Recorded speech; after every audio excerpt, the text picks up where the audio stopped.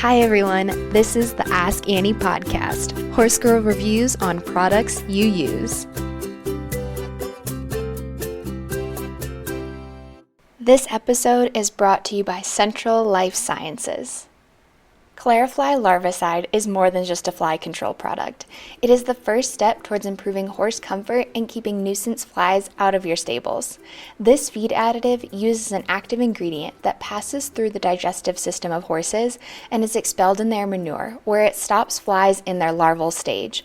By using ClariFly Larvicide as part of an IPM program with Starbar products, you'll get more support, more expertise, and more control. Visit centralflycontrol.com to learn more or contact your local feed dealer. Well, thank you for joining us today, Mark. Would you tell us a little bit about yourself and how horses have been a part of your life? Absolutely. So my name is Mark Upton. I am Director of Sales for Central Life Sciences. I've been here now for just almost 20 years. But I've been around horses my whole life. I grew up on a large ranch in eastern Oklahoma. My dad managed that. We were horseback. If I wasn't in school, I was horseback as a kid.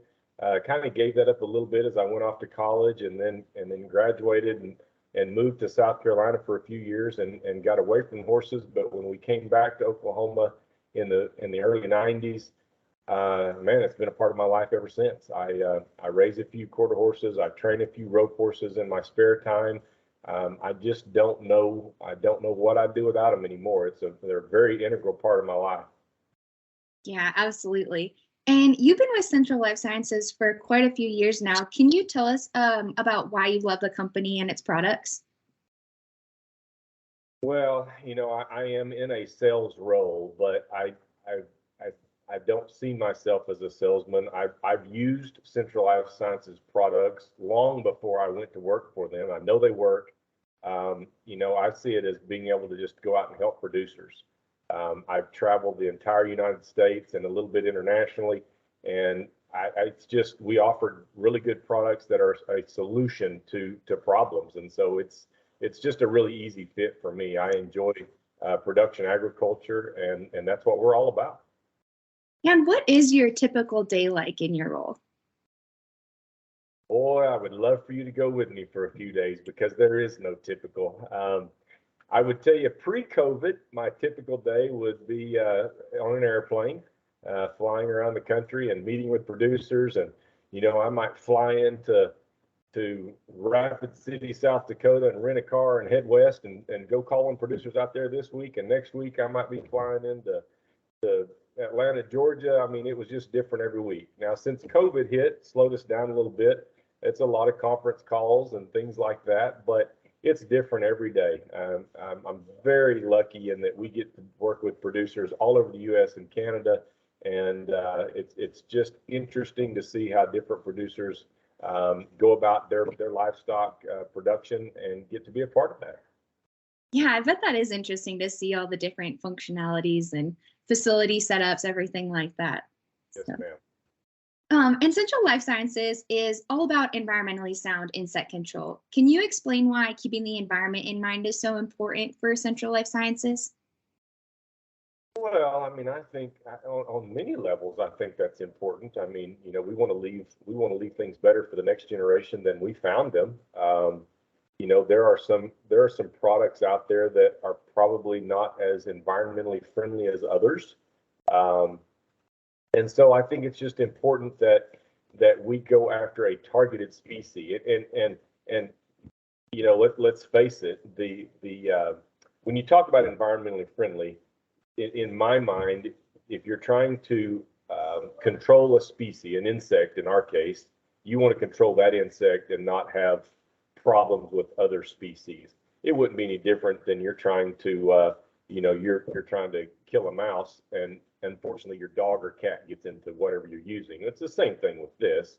You want to target a specific species and take that rifle approach rather than a shotgun approach. And so we try to do that, and we are very fortunate that many of our products, most all of our products, are very species specific. And the way that they work is not to kill an insect, It's to prevent them from becoming an adult. And so for that reason, a lot of our products are controlled by, they're bio-friendly. And we're very fortunate with that. We're very proud of that. We probably don't talk about it enough, but it's just important that we, as I said, we target those specific species and not take a shotgun approach. What are the primary pest threats for horse owners? Well, for horses, it's flies, and it's going to be multiple flies. In my broader business, we tend to deal with horn flies, house flies, stable flies, and face flies. And for cattle, for bovine, those four can be a real problem. When you get with horses, it's typically stable flies and house flies, and so that's what we're trying to get control of. And you're going to have to do different things to try to get control of those. Some of those is buying a product to help control those flies. Some of it's just management.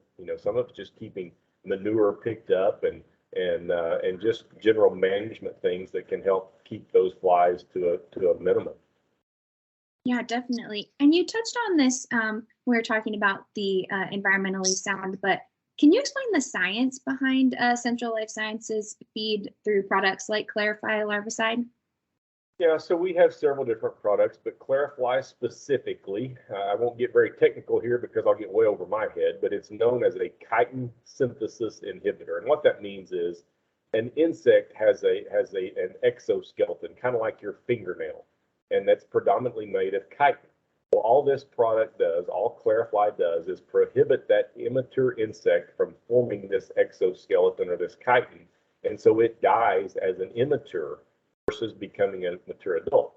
So most horse people would be familiar with spraying a fly spray on their horse or something like that. Well, what you're doing then is you're trying to control the adult fly, and that is very important.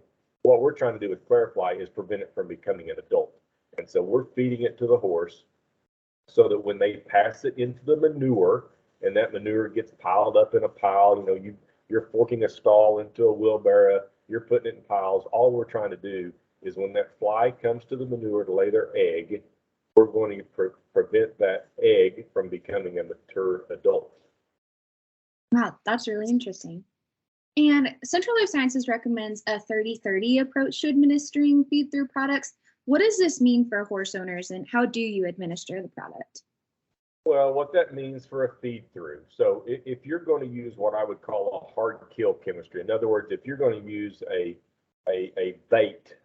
So for example, we have in our packaged good line, in our Star Bar line, we have a product called Quick Strike. So if you were to walk in my barn, not today because we're still a little early with flies, but if you were walking in my barn in another 30 days and there's a lot of house flies, you're going to see a product that I use called Quick Strike Abatement Strip. And what that is that's attracting an adult house fly to it, and when they feed on it, it's going to kill them. Okay, that's a hard kill chemistry. What ClariFly does is I'm going to start it ahead of the fly season. So 2 to 4 weeks, so 15 to 30 days ahead of fly season, I'm going to start feeding my horses ClariFly because I want them to start putting it in the manure. That we're just using the mouth as a mechanism to get it out the back end. I want them to start putting out treated manure so that a couple of weeks down the road, when those flies become active and lay their eggs in the manure, we're going to prevent it from becoming an adult. Okay, so that's the 30 days prior to the fly season. When you talk about 30 days after the fly season, we're looking for a hard killing frost. Okay, so flies or insects in general are going to be a problem until you get a hard killing frost. Well, we want to make sure we're feeding that product after that good killing frost, and those flies go into what's called a diapause or a hibernation through the winter. Let's face it, the flies that are a problem for us this spring, they just overwintered from last fall. So whatever our fly control program is, if we'll continue that until the flies are completely gone after a hard killing frost, we just have less flies the following year. That's really interesting. Can ClariFly be used on any animal? We have ClariFly approved for bovine, equine, swine, sheep, and goats. Okay. Yes, ma'am. And what is the best way to address fly infestations on horse properties? You mentioned like preparing for spring and summer season, but how do you address when you have a full infestation? Yeah, so I mentioned a while ago, there are some management things you can do, and that's keeping manure. So flies will breed and lay eggs in any type of decaying organic matter. So if you've been feeding round, so if you got horses out on pasture and you've been feeding round bells throughout the winter, well, now we get into the spring and a lot of that hay is stomped into the ground. You've got moisture, that's decaying, rotting organic matter. And stable flies and house flies love to lay their eggs in that. So it's important to clean that up, drag it with a tractor and dry it out. I mentioned Starbar a while ago. We've got a really cool product in our Starbar line called Exalt that you can treat those wet areas with where that organic matter is, and that'll help to prevent those flies from maturing. So that's a management practice. Another one would be, as I mentioned a while ago, you're cleaning a stall into a wheelbarrow and then going out and dumping it into a pile. And horse owners are famous for having a mountain of a pile of horse manure out there. Get that spread out across the pasture in a thin layer, and that will prevent those flies from laying eggs in it. So there's a lot of management things that you can do. The other things that you can do is feeding something like ClariFly, using a product like the Quick Strike that is a hard kill strategy that brings those. It's a sugar bait. You're bringing the flies to it to help kill them. So there's multiple things that you can do. We strongly recommend do the management practices first. We sell product, but we would recommend you do the management things first. Those are free. And then incorporate some product into it to help just put it over the edge. Yeah, absolutely. Where can listeners find ClariFly Larvicide?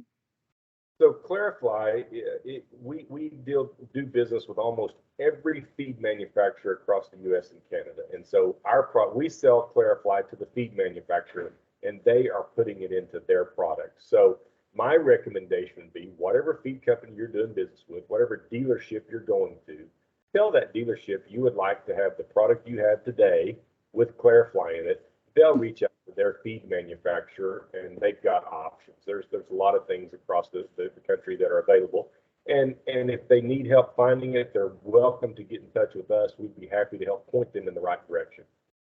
Awesome. And what about the other products that you mentioned? Where could the listeners find those? Most of those packaged goods are in all these major retailers. The Tractor Supplies, the large box stores, they're available almost everywhere. It's under what we would call our Starbar line.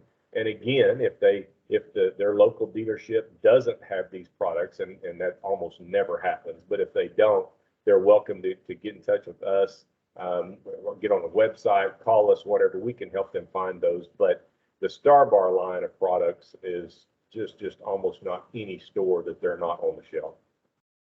Awesome. Well, I'm sure to be on the lookout for it coming up in the next few weeks here. But those were all the questions that I had, Mark. Was there anything else that you wanted to discuss? The only thing I would throw out there is whatever the species is, whether it's a horse or a cow or whatever, the biggest thing is just realizing you have a fly problem. The two biggest challenges we have is the producer, first of all, realizing that the flies are a problem and they need to do something about it. They don't have to live with them. But the second thing is I would say, sometimes I get phone calls from people and they have unrealistic expectations. And what I mean by that is they don't want a fly. I've got 10 flies and that's 9 too many. And that's just unrealistic. Flies are so difficult they're not difficult to keep to a low roar, but you're just never going to get them to zero. And if you try, you're spending way too much money. You could be setting yourself up for a resistance. Just get them manageable. Just manage your expectations, and you'll be fine. You'll see a peak and a kind of a ebb and flow of fly numbers throughout the year, and that's typically around rainfall. So I got about an inch and a half of rain last night. Temperatures are going to be warm. In 10 days from now, I'm going to see a lot of flies. And it's just because Mother Nature, with this moisture, there's going to be a lot of flies. It's just educating yourself as to what can be expected.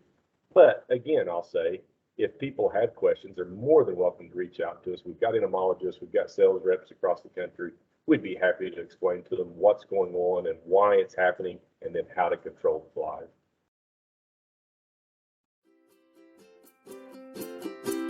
Thanks for tuning in. Learn more about the Ask Annie podcast by following us on Facebook, Instagram, and Pinterest at Ask Annie Podcast. Have a suggestion for a product you'd like me to use in an upcoming episode? Email me at askanniepodcast@gmail.com or leave a comment on any of our social media pages. Find even more Ask Annie episodes anywhere you listen to podcasts, including Apple Podcasts, Spotify, and many more. The Ask Annie podcast is a production of Equine Podcast Network, an entity of Equine Network, LLC.